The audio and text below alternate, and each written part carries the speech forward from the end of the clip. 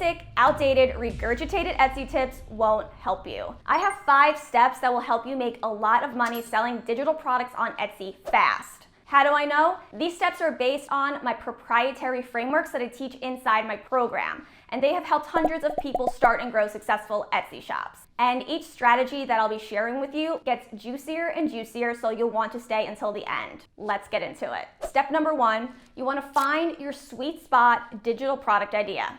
Here's why. Not every idea is a good business idea, and a good product idea for one person can be a bad product idea for another.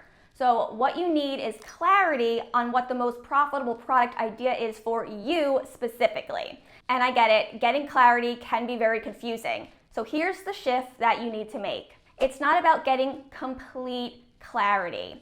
At first, you just need to get more clarity. How we do this in MMA is by evaluating your product ideas with the Triple E formula. What you do is you evaluate each of your ideas as it pertains to the 3 areas of profitability. The first E is emotionally. Are you emotionally profitable? Does this idea bring you joy and excitement?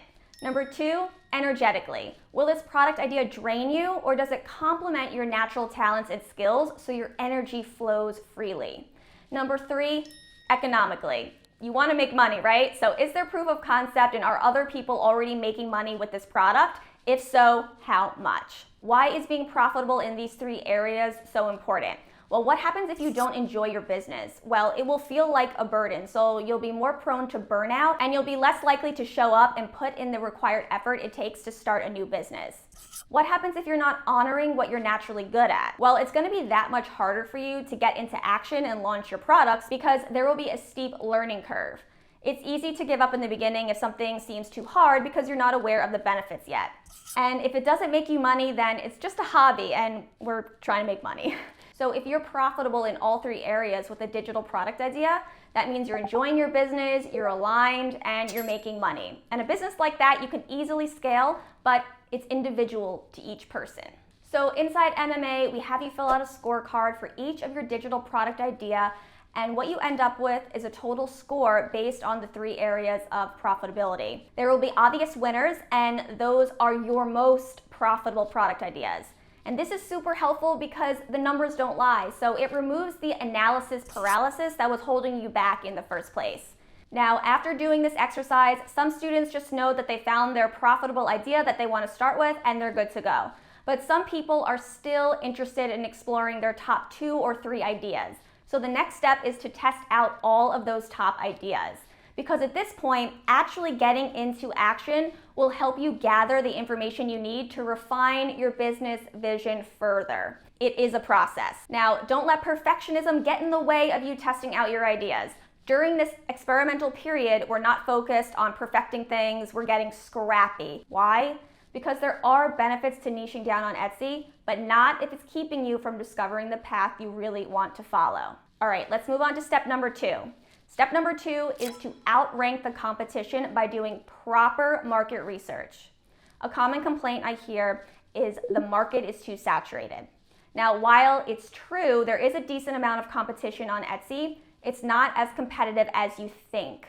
That's because there's a difference between a validated product idea versus a validated offer. Meaning, it's not only about validating that a type of product is selling, it's also so important to validate what the offer is made up of. But most people don't do this. Let me give you an example. Earlier this year, I created an invoice template because 1, I saw it was green across the board on Marmalade, meaning that it had promising search volume and pretty low competition. And 2, I validated that the product idea was selling on Etsy. Without doing any additional research, I jumped onto Canva and I got to work. After I was done creating my masterpiece, I published it on Etsy expecting sales to pour in. I waited and waited, and I only made 2 sales in 2 months. What was the problem? Well, the product idea was validated, right? The invoice template, but the offer was not. So I then dug deeper using the tool Keywords Everywhere, which is a Google Chrome extension that reports the monthly search volume of keywords that are typed into Google. Now, this is one of the many tools I suggest and teach how to use in Marketing for Makers Academy. So here's what I found. On Google, the keyword invoice template Canva had only 210 searches per month, but Invoice Template Word had 40,500 searches per month. And I would have never known this by just using Marmalade, which is the Etsy research tool that I suggest. And this is because the Marmalade dataset is so much smaller compared to Google. To paint the picture for you, on Marmalade, Invoice Template Canva reports 29 searches per month on Etsy versus Invoice Template Word, which reports 37 searches per month on Etsy. So what did I do? I created an invoice template for Microsoft Word, which meant my offer was now more aligned with the demands of the market. And guess what happened? I went from making 2 sales in 60 days to making 103 sales in 60 days. And that listing became a bestseller. It's crucial to determine the demand of our offer and what's included in it, not just our product idea itself. And here's your advantage. Most people don't do this.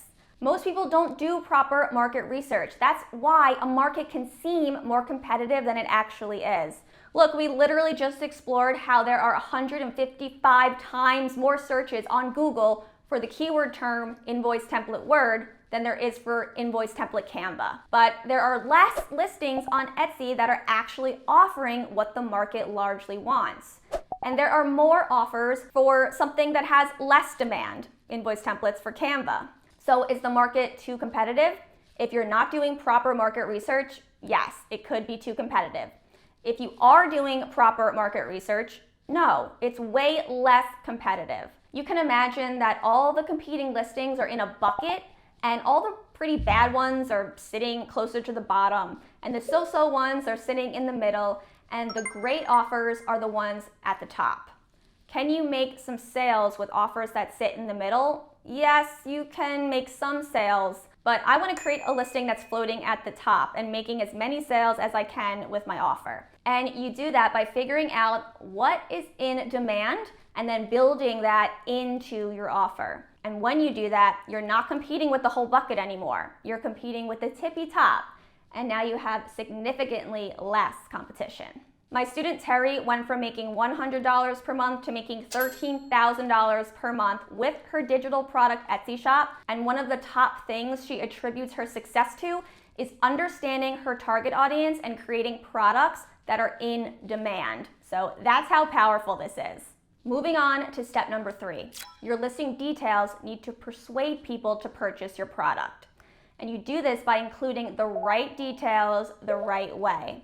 In Marketing for Makers Academy, we help you do this by showing you how to position your products based on consumer psychology. Now, there are many ways to do this, so I'm just going to share one highly effective way that we teach inside MMA. So, consumer psychology says that people buy because of emotion and back it up with logic. But often I see sellers emphasize heavily on the logical aspects of their offer with little to no emphasis on the emotional reasons why they should buy. And if you're not making your target customer feel emotions in your marketing, this can greatly affect their desire for your offer, leading to a much lower conversion rate. So what you want to do is make sure your listing details are doing its job.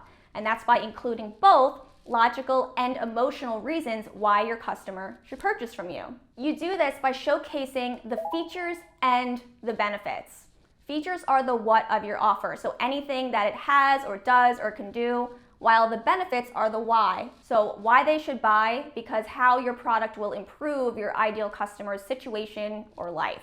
Features lean into logic, so customers might think, wow, this makes sense, I need all of that.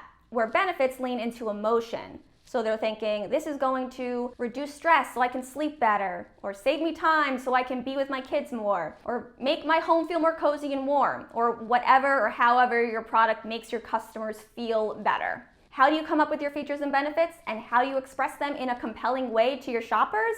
Here's what you need to do. Step number 1, inside Marketing for Makers Academy, we instruct you to list out all of your offer's features, and then for each feature, say the words, so you can, to easily come up with benefits for each feature. And those benefits are going to be what brings them closer to the emotional response you want them to have. Here's an example for templates that I created. I created Instagram templates for online coaches, and you can see I list out all the features on the left-hand side, and then I'll write the benefit for all of those features. So for example, in the Instagram template pack, graphs and charts are included, and those will help online coaches visually sell their offers. Another template that's included are lead magnet promo posts, and the benefit of that, or you can say so you can, grow your brand. You can pause the video and read through all the examples if you'd like, but I just wanted to show you how you can turn your features into benefits very easily. And then step number 2, what you want to do is make sure that you are including both your features and benefits in your listing photos. And here's an example of how I showcase various features in one listing photo for my business thank you card templates. And here's how I showcase the benefits in another slide. So all of those features that we have, I then show them the benefits of those features. And again, you can pause this if you want to read through all the benefits that I listed out in this listing photo. So if you do this, you will stir up emotion in the buyer while backing it up with logic. And that will increase the likelihood of them purchasing. We cover all of this and more in Module 2 of Marketing for Makers Academy. The link is in the description box below. Step number 4, you want to A/B test things that are subjective and complex. All right, let me break this one down. In MMA, we teach you step-by-step how to title and tag your listings, which is important because if your SEO is not good, you will have a hard time being found. We also teach you how to create compelling main photos, which is equally important because if no one is compelled to click on your listing, then no one will buy your product. Here's the problem. If a listing isn't selling, sellers tend to think that it's because of their SEO. And this is because they're thinking, well, I'm not getting traffic, and how you get traffic is through keywords, so it must be my keywords. But the algorithm doesn't surface your listings based on SEO alone. It's smarter than that. So when you first launch a listing, Etsy will give that listing a temporary boost in the algorithm to see how shoppers interact with it. But if that listing doesn't get clicked on or it doesn't sell, the algorithm will slowly deprioritize that listing. So remember the bucket analogy? It's going to start dropping lower in that bucket. But if people are clicking on it and favoriting it and purchasing it, Etsy will boost it in the algorithm because they want more people to see it. And this includes helping you rank for keywords that you didn't necessarily add to your titles or tags because it starts to learn other keywords that people are searching for to find a product like yours. And it's going to help you rank for those as well. But SEO still matters, and we have limited space in our titles and tags. So if we want better results and we want them faster, what I suggest you do is after you learn how to optimize your listings for search properly, you want to A/B test different SEO for the same offer. And this is so over time, you learn which keywords are working for you. And since you're A/B testing them simultaneously, you're gonna figure out which ones work for you best,